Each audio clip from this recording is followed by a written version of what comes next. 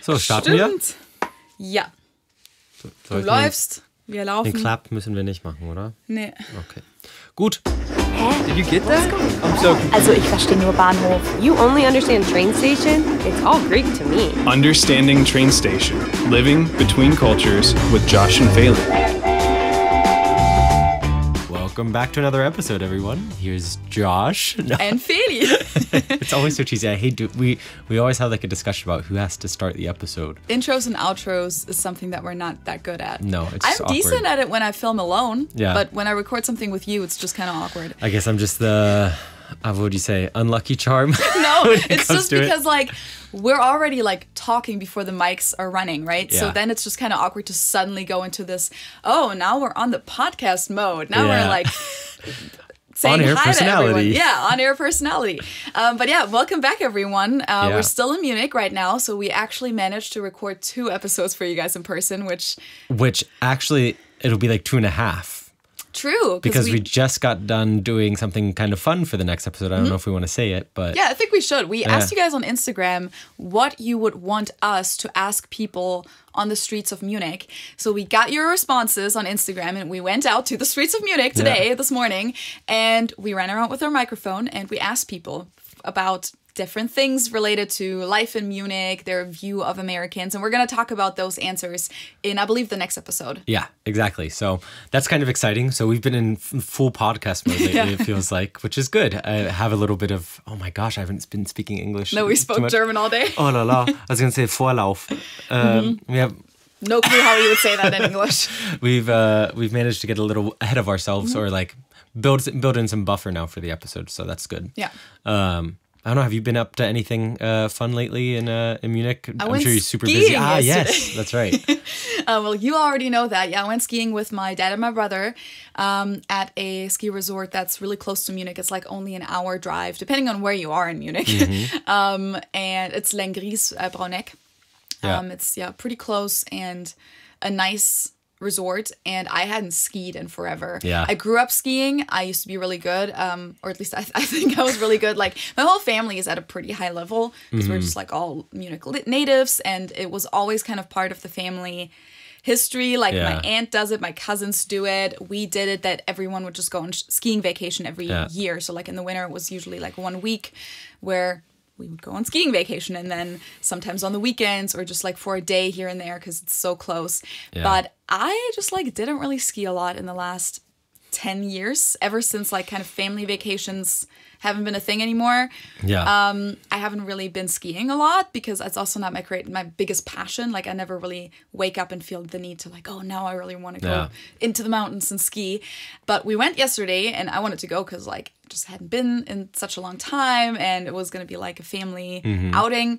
And it actually was much, much worse than I expected. Like, my skills were completely gone. Yeah. To everyone who says that you do not unlearn things like riding a bike, or I've also been told that you do not unlearn how to ride a horse. The last time I sat on a horse, I 100% had unlearned it. Like, yes, you do. You do unlearn things. No, for or, sure. like, I feel that way with music, skating to be honest. Like, I used to be very comfortable reading music, and now I'm like, wait, what note is that? Yeah. You definitely do. Yeah. And like, people, I think in a lot of cases think that if it's like something that your body does, then like muscle memory. Then there's muscle memory, which there definitely is. Yeah. But it's still not going to be the same if you don't practice. Definitely not. Very self-explanatory, but it's just like everyone told me, no, you don't unlearn how to ski. You're going to be just fine. Yeah. I was not just fine. It was okay. You know, I got down everywhere, and my dad and brother both kept saying that it looked very good. Yeah. I guess my body remembered the movements, and like I didn't look like a beginner, but I totally felt like, in the very beginning, that was the very first time I'm standing on skis right now. I felt so insecure and not in control at all, which is not how you want to feel on skis. And it sucked because I remember how it used to feel. Yeah. So it really sucked. I was like, wait, but this was never a problem. How is this suddenly a problem? Yeah. I literally started learning skiing when I was 4 or so. So like, I should, my body should know. But anyways, it was a lesson, and I now, even though it's not my biggest passion, I now have the plan to maybe go to Perfect North Slopes a few times next season. Just ski more often. That's the resort that's like closest to Cincinnati. It's actually really close. It's like 30 minutes. 45. 40, depending on where in Cincinnati you are. Yeah, so it's for Americans, that's literally right around not the corner. even, that's not even a trip. That's how far Americans go to the next grocery store in some cases. Yeah. It's like not that big of a deal. So yeah, now my plan is to just practice a little bit more to get back into the rhythm mode, the skiing mode, and get my skills back. Just because when I am here, I don't want to limit myself in what I can do with my family. And if my family or like, my aunt, cousins go skiing and they ask if I wanted to join. Yeah, you want to be able to go. I want to be able to go and enjoy keep yourself. Keep up. Keep up and enjoy yourself. And not feel like you're holding people back. Yeah. Yeah, I totally get that. That was a whole experience. But yeah, I think it was all just me. I guess from the outside you could not tell. And like I did pass people. Like there were definitely lots of people who were worse than me. I think it just felt so freaking bad because I remember you were comparing yourself. Yeah, because I remember what it used to feel like, and I was like, wow, I feel like I'm at the level where I was at when I was like 10 years old. Yeah. So yeah. That was so self-perception can mess with you that way for sure. And I felt so insecure, and I also feel like the older I've been getting, I just got so scared of speeds. Mm-hmm. And I think that's just something that happens in general. And then, of course, if you don't feel safe on your skis, I was just so scared the whole time of like getting too fast, not having the control to fully like, decide where I'm going to brake, where I'm going to go. Yeah. Because it's so dangerous also. Yeah, because you don't want to hurt yourself, but you also don't want to hurt anyone else. No, and sometimes there's other people who are not that great. Yeah. And then if you run into each other, a lot of accidents happen on slopes. Good thing was it wasn't crowded because it was a Thursday and it's not during any breaks right now. So it was actually pretty chill in terms of people. Yeah. And I loved being there. The weather was beautiful. The views were beautiful. The food at the chalets or the cabins. I don't know. I'm so jealous. So I saw you had a Germknödel and I was very jealous. It's just food in Germany in general, I feel like has a pretty high quality. At least I feel like it's that way compared to the US. But at those places when you're skiing and up on the mountains, top notch everywhere. I don't remember ever having a bad meal at one of those places. It's really tasty. And it's not expensive either. See, I'm excited now because I'm going skiing next week. So where are you going? I'm going to Austria. I'll be in, what's it called? Schladming. Mm-hmm. So it'll be very fun. I'm looking forward to it. I'm going with some friends and it'll be a good way to get out of town and enjoy the nature for a bit before the end of the season. I mean, the good thing is that I think we mentioned that in the last episode, it just snowed recently. Yeah. And that's also why we went, because the mountains had fresh snow and exactly. It's kind of a good time right now to go. And yesterday was a beautiful day too, so you got super lucky. Yes. Well, you also had a fun day yesterday. Yeah, I was going to say yesterday for me was completely like a surprise when I woke up, because the day before I had seen on Instagram that a friend of mine from the US, I went to school with her. We weren't like super close, but we knew who each other were, and we were in classes together, and I think we even had a couple projects together in school. I saw that she was in Munich, so I messaged her and ended up meeting with her and a big group of her friends. There were like 7 of them, and I ended up being like the tour guide for Munich. So got lots of steps in yesterday and was super busy with it, but it was really fun. It was weird being with like a big group of Americans again, especially in Germany, and it just was interesting to see how people interact with like the built world around them. I feel like Americans tend to walk around and carry themselves as if they own everything, but not like in an arrogant way. It's just like they feel very comfortable in public spaces.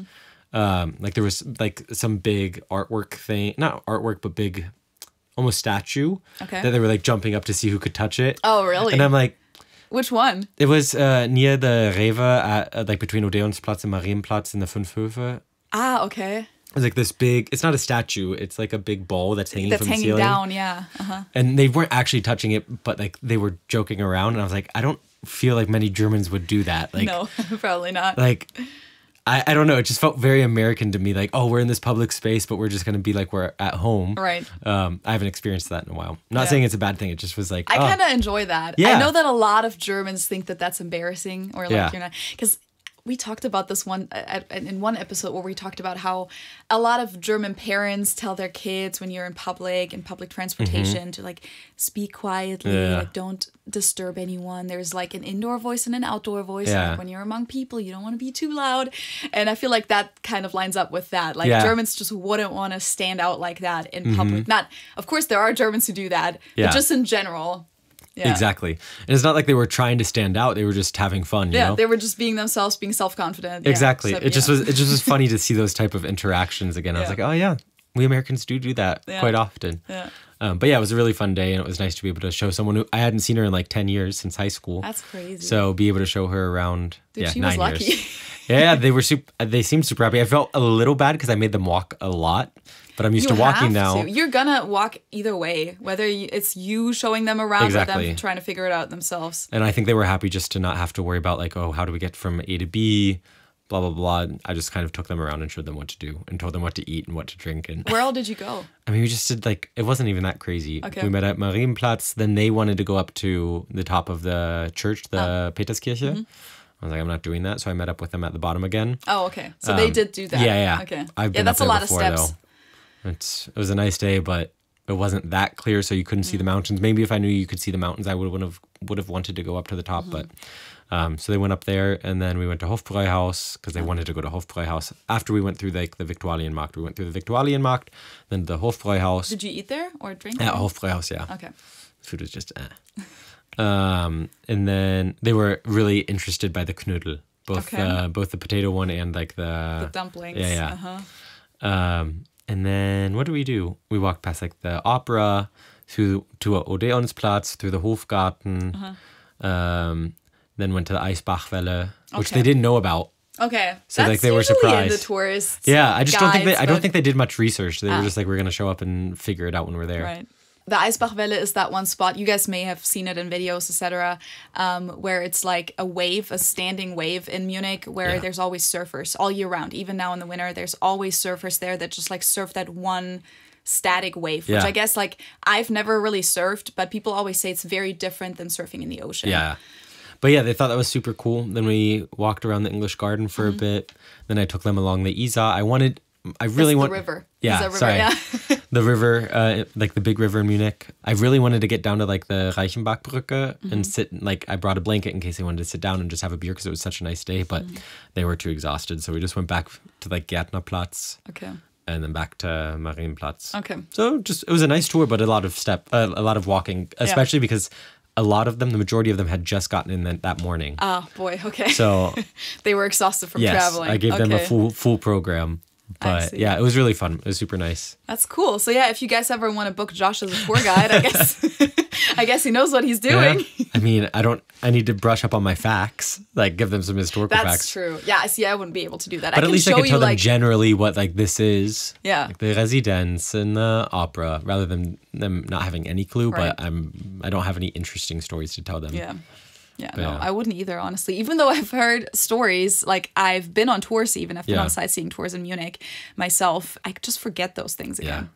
Yeah, like maybe I'll remember, I think there was an interesting story about this one, but I don't remember what it was. Exactly, that's what happened to me because we were at Marienplatz and I know that like the statue in the middle of Marienplatz has some sort of significance with the plague, but I don't remember what. Yeah. So I'm like, that has something to do with the plague. And they're like, what does it mean? Tell you exactly either. I have no clue, but something to do with it.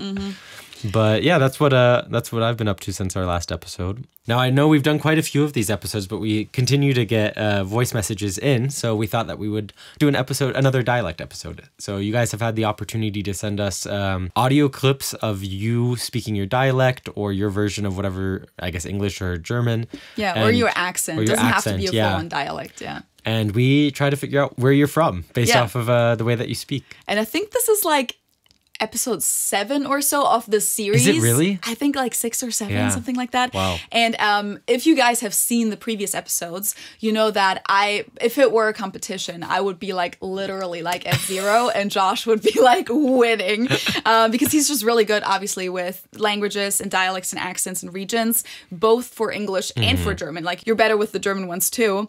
But yeah, we got a few more. And if you guys want to send us some, you can do so at anchor.fm/understanding train station. So that's our podcast website. And if you just go there should be like a button where it says send message or plus message or something like that. And then it'll let you record a 1-minute voice message. And if you need more than a minute, you can do part 2 or 3. But we actually prefer it if it's all in one message because then it's kind of compact and nice and doesn't take too much time for the episode. So the first one for today is from Janina. And it says Janina's funny German dialect words, part 1. Let's see. Hi, Josh and Feli. My name is Janina. I'm from Germany. and I'm excited to see if you can find out where exactly I'm from and Me too. what I'm saying. So I'll be switching to German now. Okay. Also im Alltag spreche ich nicht wirklich starken Dialekt, aber ich benutze halt einzelne Wörter, die sehr spezifisch für meine Region sind. Und da habe ich ein paar Beispiele. Eins wäre zum Beispiel niggelig und das zweite wäre schnöggelig. Schnöggelig? Schnöggelig. Man könnte jeweils sagen, jetzt sei mal nicht so niggelig oder jetzt sei mal nicht so schnöggelig. Und als Hinweis zur Bedeutung vielleicht noch, man könnte beides zu einem Kind sagen. Also sagen Erwachsene häufig zu kleinen Kindern. Okay. Und das letzte Wort, was ich habe, das ist wohl. Das benutzen wir ganz gerne, um es an einen Satz anzuhängen und eine Frage daraus zu machen. So wie, du fährst morgen in Urlaub, wohl? Okay. Ich bin gespannt, ob ihr herausfindet, wo ich herkomme. Okay, also, English. Since she spoke German, my brain just automatically wants to speak German. So basically, she gave us 3 words from her dialect. She said she doesn't really speak too much dialect, like actual dialect in her day-to-day life, but will use certain words that are from the dialect. Yeah. 3 of which she gave us. What was the first one? Niggelig? Niggelig. Or was it niggelig? Niggelig. Niggelig, schnöggelig? Schnöggelig and Woll. The 2 I think are just adjectives, the first 2, and then the third one is what she said they use at the end of a sentence to like get affirmation. Yeah, so that last one, I don't remember ever hearing that. I feel like in the context I would obviously understand it because it's like in standard German or in most regions I think you would just use something like gell or ne, or ne or oder. In Bavarian, you can say gell or you can say ge, just like GE question mark. I know that in Berlin they say wa. Yeah, true. So, that's like kind of like was, like or wa. wa. Yeah. I think nicht wahr is where it comes from. Meinst? Wa? Yeah. I don't know. Okay. I think so. Who knows? But I have a feeling it's Northern German where she's coming from. Okay, so like I want to talk about the first 2 words first because I feel like the first one I want to hear it again. Was it? And she said you can use these when talking to children or about children. So I feel like the first one might be something like nörgelig, like nörgeln or something like that. What does that mean again? Like complain. Okay. That was my first just impression. The other one, schnöggelig.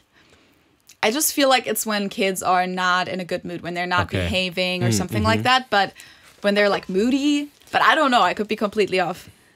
Und da habe ich ein paar Beispiele. Eins wäre zum Beispiel niggelig und das zweite wäre schnöggelig.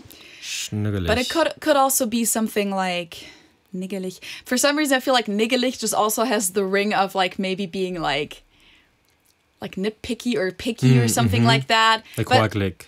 But I feel like, it's more like nörgeln. So probably complaining. See, I think this is where you're probably going to be better than me because when it comes to guessing specific words, I think you have more German vocabulary that you can draw on to help you figure it out. Whereas for me, I need more context to figure out where she's from. I don't know what either of these words means. I think niggelig, I have no clue. Schnöggelig makes me think of snuggle in English. So I think like cozy or like a little snuggly kid, but that's I think completely she based gave off of as an English. example like don't be so blah blah blah and blah blah blah. So I think it has to be something negative more.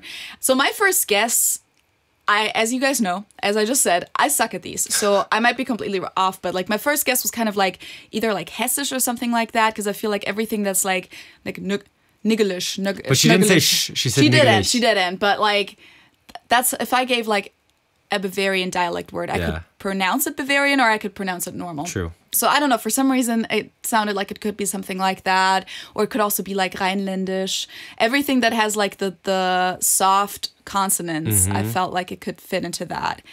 In the north, I wouldn't know where they would, like the Voll just doesn't fit in for me. I don't know where they would say that. I'm just going to be random and say Sachsen-Anhalt. Okay. Because I have no clue. Like I said, the Voll makes me think closer to like Berlin. Hence because of the Va. Because of the Va.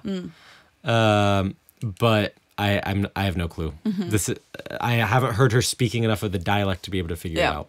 Well, if you guys have a clue, then, or if you know, if you're German and you know, or you're from another place and you actually know, put it in the comments. Yeah. And I guess we're now listening to part 2, where I'm assuming she's going to give us the solution. So, the translation for the first word, niggelig, into German would be neugierig. And So yeah, I was completely off. Okay. Neugierig is curious. Yes. Yeah. English would be curious, but usually it's used in a negative kind of way, like getting into other people's business. The second word, schnögelig, could be translated as wählerisch in German or picky. Okay, you were right about that. But I said it for the wrong word. In English. But it's specifically used for food, mostly. And then the last word, wohl, as I said, we use it to turn a sentence into a question, and it doesn't really have a meaning or direct translation. So, I am from the Sauerland region in Germany, right next to the Ruhrgebiet. Yeah. And yeah, that's where I grew up and where I learned these funny words. Interesting. I hope you had some fun guessing where I'm from, and thanks for making a great podcast. Bye. Well, Bye. Goodbye. Thanks for sending that in, Janina. Yeah. I should have been able to get that. I've had a lot of contact with the Sauerland actually, because one of the companies where I did an internship had their headquarters there. One of my coworkers is from the Sauerland. Okay. But I don't feel like they have that strong of a accent. I feel like most of them speak pretty standard German. So I'm disappointed in myself. I wouldn't have been able to get the 2 words, but the wohl, that might have been something I should have been able to figure out. Oh well, thanks for sending that in again. We always learn something new. Yes. I feel like almost the more I listen to these, the more confused I get about like my perception of where things are from. But I wasn't like that off, I guess, with my, because I said something like maybe Rhineland or something. But We'll give you that. We'll give you that, Feli. maybe. Okay, the next one is Vivien's dialect or Vivien's dialect. We'll see. Hi, Feli. Hi, Josh. First of all, I wanted to say I love your podcast. I listen to every single episode, and you guys are doing a great job. I'm going to tell you 4 phrases in my dialect now, then I will pause, and afterwards I will tell you the translation, and then I will tell you where I'm from. Geh mal wat für auf den Dubbel holen. Hol mal ein Pilzchen und ein paar Klümpchen an ne Bude. Sag mal, hast du als Blach zu nah an ne Mauer geschaukelt? Hör mal, sag mal, Sommer? So it means... Hold on, okay, that was Berlinerisch, right? Or what was that? That sounded like Berlinerisch to me. Let's listen to it again. I feel like I've lost my superpower. Not that it was ever my superpower, but... Nah, I don't think so. That was just my first impression, but let's listen to it again. And because I was trying to also understand what she was actually saying. I mean, most of it I understood, but there was a couple words. Geh mal wat für auf den Dubbel holen. See with the wat. Wat. Geh mal wat. It could also be like Hamburg or true. But I feel like it sounds more like Berlin to me. I can't tell you why. Auf den Dubbel? Is that what she said? Yeah, I think so. Geh mal was für auf den Dubbel holen? Geh mal wat für auf den Dubbel holen. I don't understand that. I mean, go get something, but I don't know for what. For Dubbel. I have no clue.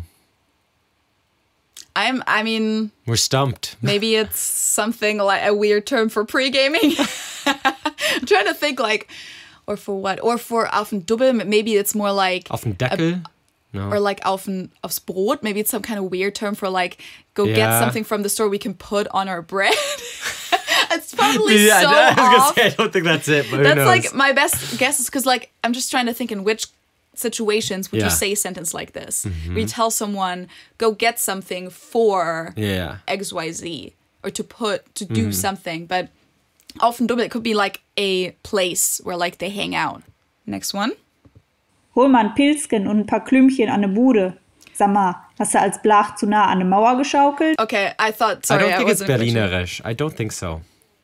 Hol mal ein Pilzchen und ein paar Klümpchen an ne Bude. Okay, so hol mal ein Pilzchen, so go get a Pilsner and ein paar what did she say? Klümpchen an der Bude, so like at the kiosk. Yeah.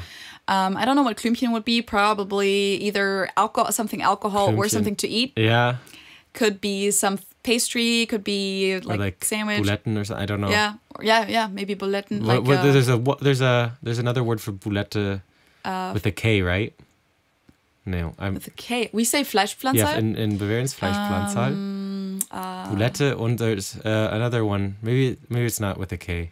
But I don't think it's Berlinerisch. Okay, so what's your guess? I'm gonna go more like towards the Ruhrpott. Okay, I don't think it's straight up Berlinerisch. I'm gonna say like Brandenburg or something like that. Last sentence.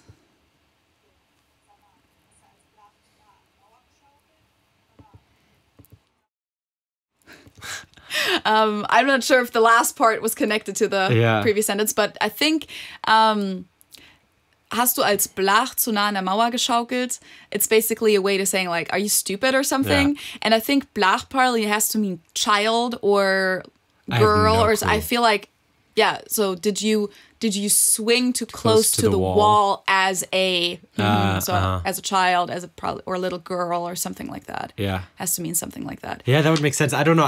The inhaltlich, like as far as like what they're actually saying, I'm not sure. Yeah. Like I understand individual words but I can't make sense out of it. So, okay, let's keep listening what the solution is. We put our guesses in. Geh mal was für aufs Butterbrot holen. Okay, you were right. Good job, Feli. Wow. Hol mal einen Pilz und ein paar Bonbons an der Trinkhalle. Bonbons. What was the word? Klümpchen? Klümpchen, oder? Ah. I mean, it kind of makes sense, like if it comes from like Klümpchen, like a little clump. But so yeah, bonbons are like little sweets or candies. Yeah, candies. Do you guys have like a specific word for a bonbon? Not really, right? No. Like if it's like a Hustenbonbon, for example, it's a cough drop. Yeah, but you wouldn't really call them drops candy. usually. Yeah, interesting. Like a bonbon in German, it's specifically the hard candy that's wrapped where it has like the two little bow wings. Yeah, the wings.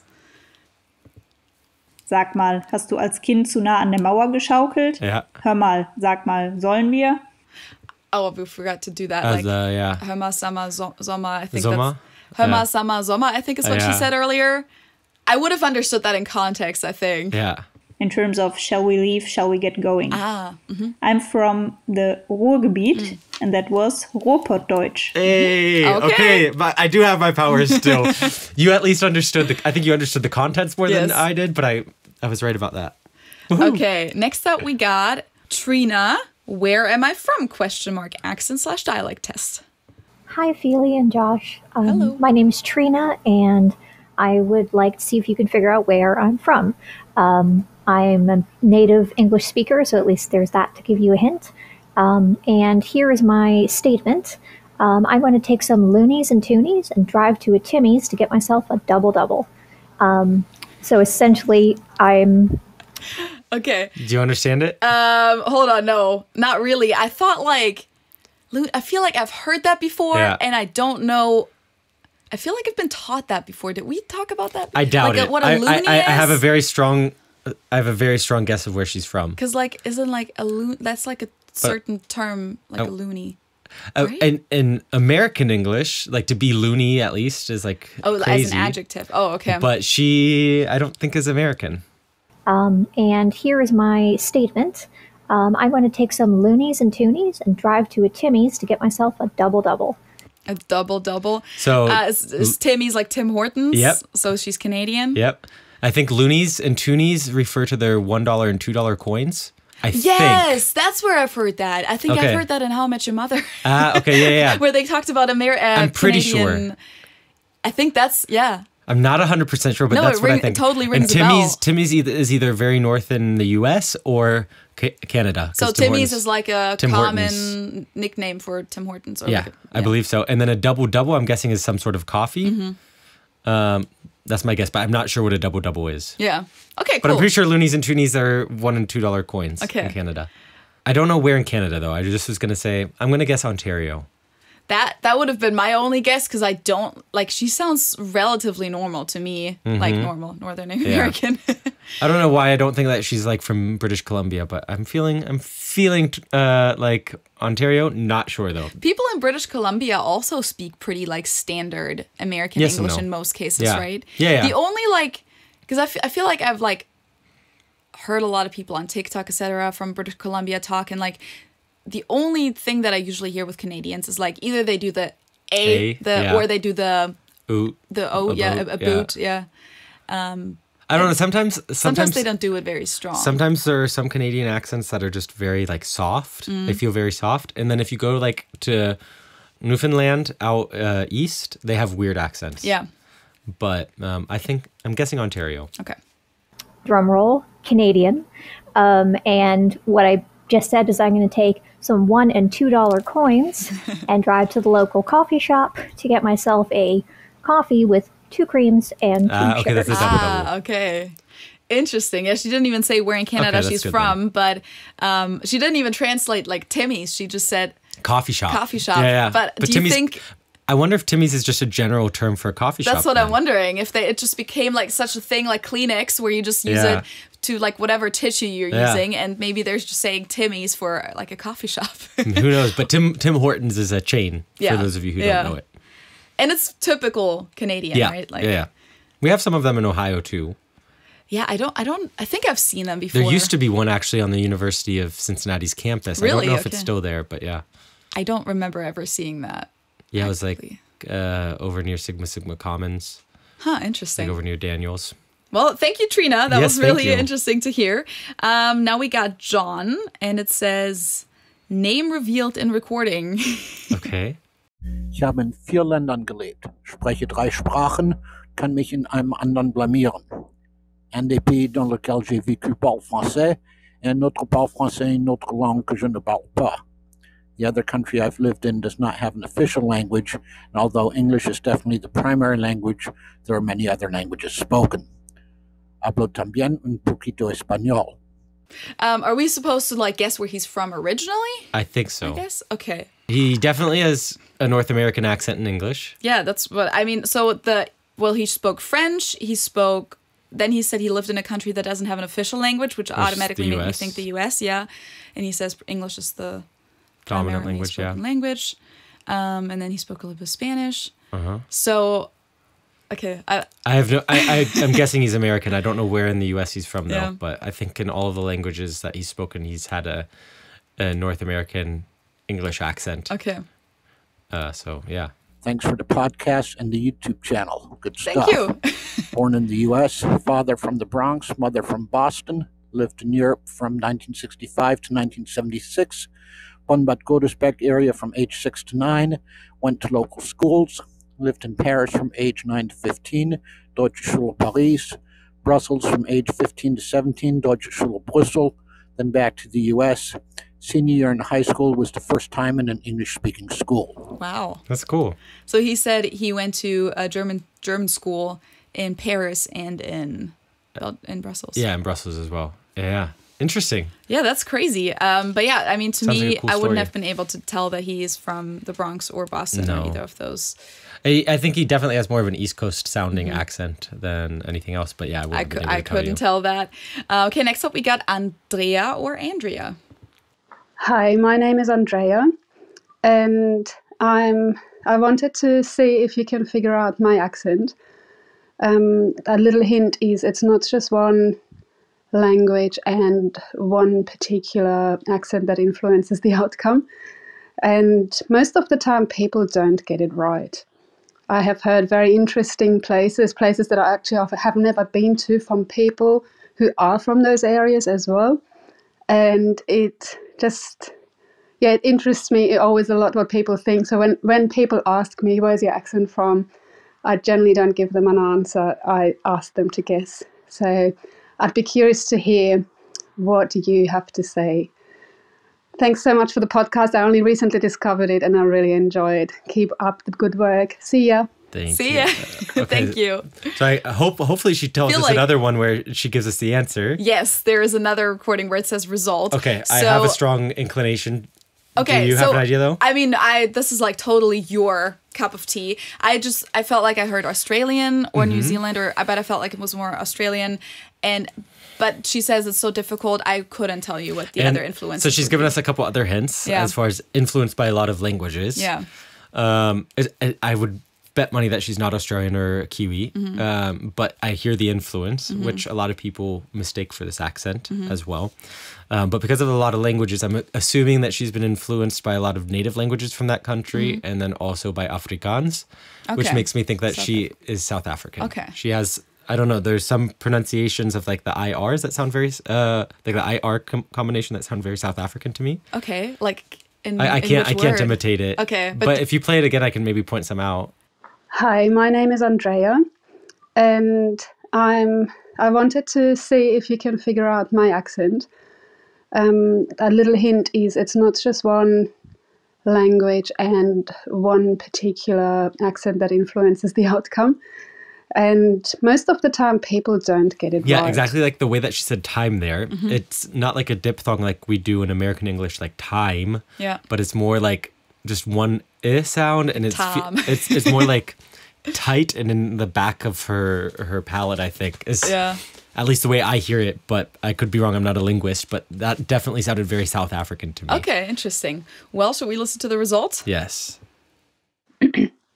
Hi, this is Andrea again. I'm having trouble sending my answer, so hopefully you'll get this one. So, the way she said so as well. Complicated. Sorry, the way she said so also sounds South African. Okay, interesting. I wouldn't have known that. I feel like I am not that used to like how the way South African people speak, and like whenever they do speak, like in a lot of cases, it just sounds like just a different like British influenced accent to me. And I feel like Trevor Noah is like the most like well-known person that I know, like the way he speaks. But also Trevor Noah doesn't have like the Afrikaans like white person accent that you're used to from South Africa as well. They have so many different accents in South Africa, but I don't know. It could very well be that she's not South African, but no, I feel like that makes a lot of sense. So it's probably that. I'm from Romania.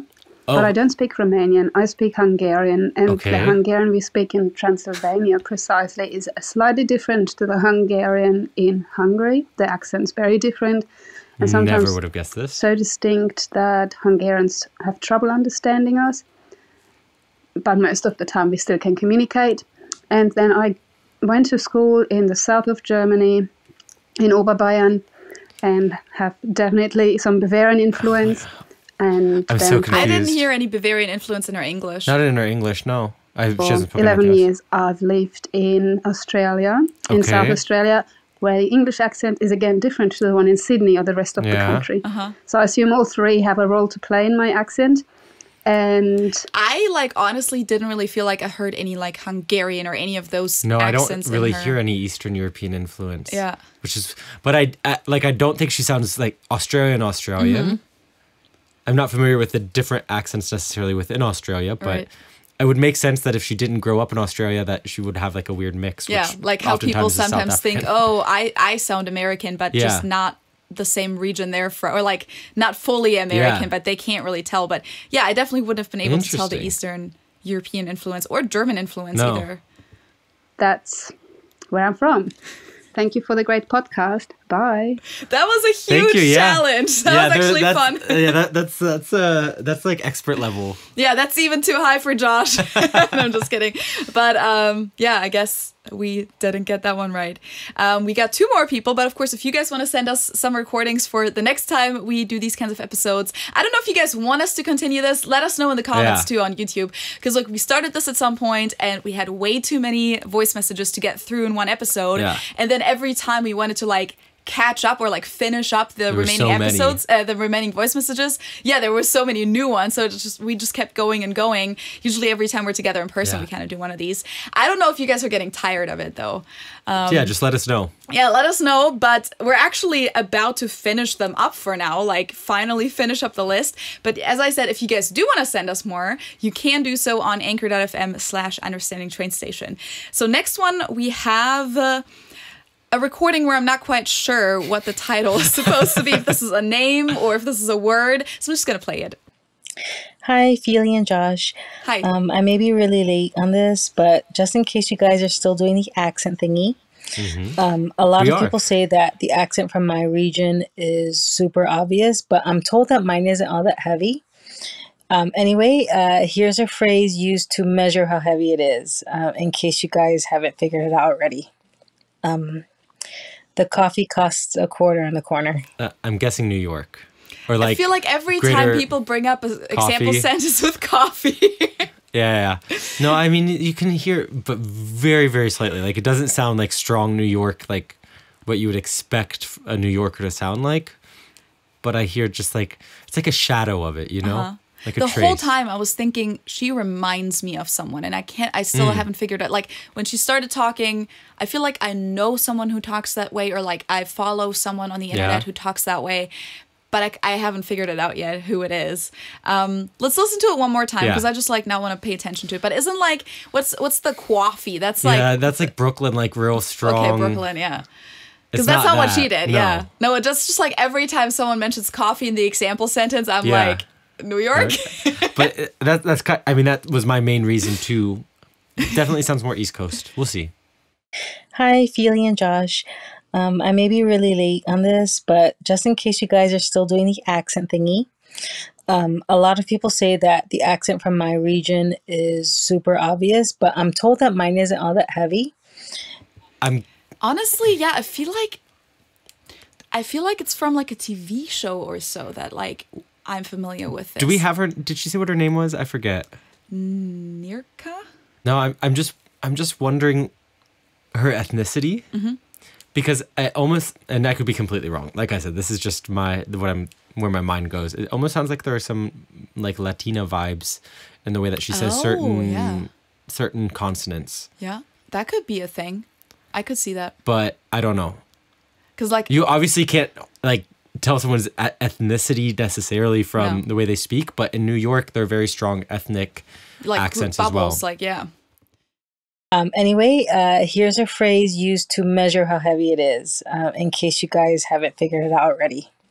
The coffee costs a quarter in the corner. Is it the way that she says quarter? That's no, different? It's not even in the. To be honest, I don't know. Normal to me. It's quite standard. It sounds a little bit mumbly when she says that sentence. Like she said, like a quarter in the corner or something like. Yeah, the quarter. The example sentence sounds quite standard to me. I can't. So where I'm from, I'm from New York. More specifically, I am from the Bronx. Okay. Born and raised. Okay. Anyway. Love the podcast. Listen to you. The way she said listen is what sounds Latino. Hold on, I want to hear that again. The L-I. Love the podcast. Listen to you. Well, I've been binging you for a while, but yeah. Anyway, bye. That's probably what it reminds me of too, because there's a few TV shows that have like Latinas in them, like Scrubs, for example, Modern Family. Yeah. And I feel like, well, Modern Family, actually, Gloria in that show has a very strong accent. But I feel like that it's ringing some bell. I have to figure out which actual person she reminded me of. But it was like one of those things where it was like automatically I was like, wait, I know this person. Like I've heard this before. But I could be wrong. But I'm guessing she's like New Yorican. Well, if you want to let us know, if you want to reach out, then let us know. Yeah, I really want to know now. Because she didn't say that and there's no other message from her. But that was really interesting. Thank you. And I guess we had another person earlier that mentioned the Bronx being like an influence. So I guess that's like a thing today in today's episode. And with that, we're getting to the last message for today. And this one is from Ryan. Hi, Josh and Feely. My name is Ryan, and I've loved your podcast from the very start. Thank you. Feely, I love your channel too. Thank you. I took 5 years of German in high school and college, so it's been a fun way for me to stay connected to that. I've always loved accents too, so I'll be curious to see if you can tell where I'm from. A lot of people tell me I don't have a very strong accent, and I tend to agree with that. However, where I grew up, there's a very unique accent that you don't hear very often outside that area. You usually hear it a lot from people whose families have been there a long time, or folks who are just generally older. So pause it right now if you want to. Okay, I'm pausing it. I have no clue. You have no clue? No. General region, not even state, but general region. You don't have any clue. Let's after listen that? to it again. The only thing that I picked up is that he said folks, and I feel I think at the beginning he sounded very standard, but the more he spoke, I think I was able to narrow it down somewhat. And I've loved your podcast from the very start. Feely, I love your channel too. I took 5 years of German in high school and college, so it's been a fun way for me to stay connected to that. I've always loved accents too, so I'll be curious to see if you can tell where I'm from. A lot of people tell me... I mean, I know I say this always, but I feel like this has somewhat of a Southern thing because of the sing-sang a little bit. Yeah. And he said folks, and that always makes me feel like rural people. But of course you can say folks anywhere in the U.S. That's literally all I can say. Yeah, I mean, based off of his accent, I would say there's slight Southern influence. Yeah. See, the thing is also, I feel like that is such a normal accent to me. Yeah. Because my boyfriend has a slight Southern, and so does his family, like slight Southern influence. Well, some people in his family have a stronger, like sing-sang, like Kentucky twang. But that sounds so normal to me that I can hardly like tell the difference anymore. But I'm guessing based off of the information he gave, somewhere in Texas. Like I think it might be like, I don't know. I'm not familiar enough with Texas, but I think somewhere in Texas maybe. Is that like a place where like there's a distinct like I want to say it's West Texas. I'm not sure, but there's like or maybe it's East Texas. I don't know. There's a distinct Texan accent. Is so big. But it's only because of the information he gave us, not because of the way he's speaking. I don't have a very strong accent, and I tend to agree with that. However, where I grew up, there's a very unique accent that you don't hear very often outside that area. You usually hear it a lot from people whose families have been there a long time, or folks who are just generally older. So pause it right now if you want to guess where I'm from based on just my accent. Okay, now I'll do the accent that is common for those older folks. Why don't you come over to my house later so we can see about this mortgage together? Okay. So it's not Texas. I'm guessing it's going to be more like deep south, like Georgia, maybe even coastal, like Carolinas. Okay. That would be my guess. I want to listen to that sentence again. Okay, now I'll do the accent that is common for those older folks. Why don't you come over to my house later so we can see about this mortgage together? He does like the open, like together, like almost. Yeah, it's because he doesn't. It's a non-rhotic accent. And where are those? And where are those located? Normally deep south, like Georgia, Alabama. Interesting. And also Carolinas. But the way he said, I think he said house at some point in there. Yeah, that sounded almost Canadian. Which makes me think there are some communities apparently in the Carolinas that have a little bit more of that influence. Mm-hmm. I think it's called goose fronting. I forget. I don't know. There's one really good dialect coach that goes through, does a tour of the U.S. or North America on YouTube. Mm-hmm. So that's where I've heard some of this information. It's not because I just studied it, straight from a YouTube video. Yeah. But that's what it sounds like to me. He also said mortgage differently. He said like mortgage, or like that was also a word that I. Yeah, it's because it's a non-rhotic one. Right. So because it has an R and he said it differently. Yeah, I would have no clue. Absolutely. I just don't know. Maybe I should just, for the next episode where we do this, I should prepare a little bit and watch, because I know which YouTube videos you're talking about. I just don't really watch those. Okay, I'm from the coastal area of Virginia. You'll hear that accent in what's called the Tidewater area, up to what's called the Piedmont. So damn, I was gonna say Tidewater, but I was like, that's too specific. I don't. And then he said something with a P, like P. Piedmont, I think is what he said. That's the place, or I think so. Okay. Beach over to a little bit west and south of Richmond. Thanks so much. Have a great day. I know where Richmond is, at least. Okay. Yeah. Very cool. Very cool. But so you weren't like completely. You were pretty good, actually. You just didn't say specifically. Far enough. Yeah, it wasn't Virginia. far enough. Yeah, it wasn't far enough north. Yeah. Interesting. Well, thank you so much, Ryan. And for everyone else who submitted something for today. As always, I sucked at it, but hey, I'm learning something. That's not true. You got the Butterbrot one. Out of context. Yeah, that's the thing. Like, a lot of German dialects, at least, I can understand a lot of what people say just because from the context, and because there might be like another word that sounds somewhat similar in like another region of Germany, and your brain just kind of pieces it together. Exactly. But yeah, that was it for today's episode, I guess. This is kind of a shorter one, which is good, kind of like a nice change. Yeah. Because usually our episodes can escalate a little bit. But I do have more social obligations today, because that's how it is when you're at home. You have your whole schedule packed with... Jumping from one thing to the other. Yeah, like appointments, but they're not really... In most cases, they're not appointments, but they're just social... commitments. Social commitments, hanging out with people you haven't seen in a long time. So that's it for today. We're going to be back next time, remote, talking about those street surveys. It'll be like remote. Today. It's like half remote, half not. True, because we were together in person today to record those, and that was really cool. It was a little bit difficult to get people to talk on the streets of Munich, but we found some good ones and got really interesting responses. So we're going to share that with you next time in 2 weeks on Thursday. And until then, you know where to follow us. As I said, anchor.fm. You can also leave us a tip there, by the way. Or you could also tip us with the super thanks button underneath the video on YouTube if you're watching there. If you want to support us, of course, subscribe on YouTube, follow on the audio streaming platforms, leave a review on those too. That's like the best way to support us there. And of course, you can also find us on Instagram, Patreon, where we do our monthly hangouts. Buy us a coffee on Ko-fi.com. And yeah, thank you guys so much for your support. Thank you, and see you in 2 weeks. Yes, we'll see you then. Cheers.